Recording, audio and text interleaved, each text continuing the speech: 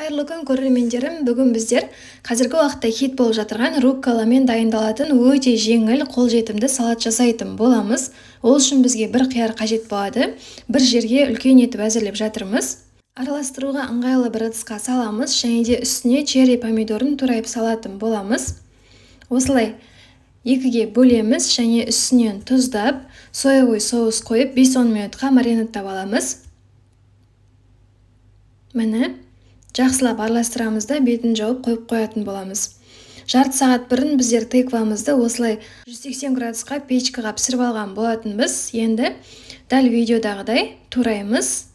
Міне біздерде барлығы дайын десек болады. Енді ыңғайлы ыдысымызға осы руккола жапырағын саламыз, және де маринадтаған қиярымыз бен помидорымызды үстіне әдемілеп қойып шығатын боламыз. Кейін бетіне жаңағы тыквамызды қоямыз. Одан соң бетіне перепелиной жұмыртқа қойсаңыздар болады. Біздер бірақ осындай кәдімгі жұмыртқаны қойып жатырмыз. Енді жаңағы аз қалған соусымызды соевый бетіне жайлап тамшылатып шығамыз.